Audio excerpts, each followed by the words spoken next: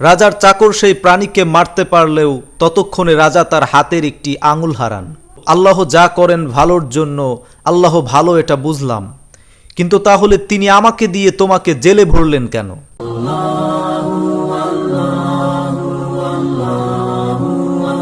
এক রাজার এক চাকর ছিল।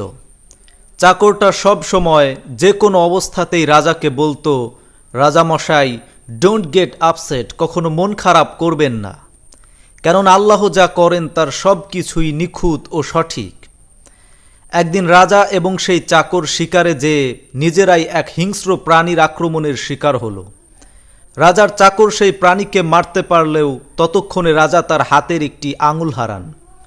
রাগে, যন্ত্রণায়, ক্ষোভে রাজা ক্ষিপ্ত হয়ে চাকরকে উদ্দেশ্য করে বললেন, আল্লাহ যদি ভালোই হবেন তাহলে আজকে শিকারে এসে আমার আঙুল হারাতে হতো না। এ কথা শুনে চাকর বলল, এত কিছুর পরেও আমি শুধু আপনাকে এটাই বলতে চাই যে আল্লাহ সব সময় ভালো এবং সঠিক কাজই করেন। তিনি কোনো ভুল করেন না। তিনি যা করেন বান্দার ভালোর জন্যই করেন। চাকরের এই কথা শুনে আরও বিরক্ত হয়ে রাজা তাকে জেলে পাঠানোর হুকুম দিলেন। এরপর একদিন রাজা আবার শিকারে বের হলেন এবং এবার তিনি একদল বন্যপ্রাণীর হাতে বন্দী হলেন। এরা তাদের দেবদেবীর উদ্দেশ্যে মানুষকে বলি দিত। তেমনিভাবে রাজাকে বলি দিবে বলে তারা সিদ্ধান্ত নিল।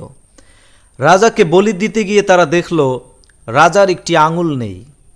তারা এমন বিকলাঙ্গ কাউকে তাদের দেবতার উদ্দেশ্যে উৎসর্গ করতে রাজি হলো না। তাই তারা রাজাকে ছেড়ে দিল। প্রাসাদে এসে রাজা তার সেই পুরনো চাকরকে মুক্ত করে দেওয়ার হুকুম দিলেন। চাকরকে ডেকে এনে বললেন, আল্লাহ আসলেই ভালো, আমি আজ তার প্রমাণ পেয়েছি। আমি আজ প্রায় মরতেই বসেছিলাম, কিন্তু আঙুল না থাকার কারণে প্রাণ নিয়ে ফিরে আসতে পেরেছি। তবে আমার একটি প্রশ্ন আছে, আর তা হলো, আল্লাহ যা করেন ভালোর জন্য, আল্লাহ ভালো এটা বুঝলাম, কিন্তু তাহলে তিনি আমাকে দিয়ে তোমাকে জেলে ভরলেন কেন?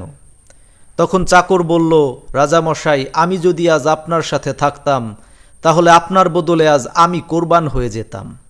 আপনার আঙুল ছিল না, কিন্তু আমার তো আঙুল ছিল। কাজেই আল্লাহ যা করেন সেটাই সঠিক, তিনি কখনো কোনো ভুল করেন না। আমরাই অজ্ঞতার কারণে তাকে ভুল বুঝে থাকি। এই ঘটনা থেকে আমাদের শিক্ষা হলো, সব সময় আল্লাহর উপর বিশ্বাস রাখতে হবে। And everything has a positive side and a negative side. সব কিছুরই ইতিবাচক নেতিবাচক দুই দিকই থাকে। কখনো নিরাশ হওয়া যাবে না। যদি কোনো কিছুতে সফলতা না পান তবে নেতিবাচক চিন্তা না করে ইতিবাচক চিন্তা করুন। সফল না হওয়ার কারণে কি ক্ষতি হয়েছে তা নিয়ে না ভেবে কি লাভ হয়েছে তা দেখুন, এবং আল্লাহর ওপর সব সময় ভরসা করুন। হাজা কুল্লু শাইইন, দ্যাটস ইট।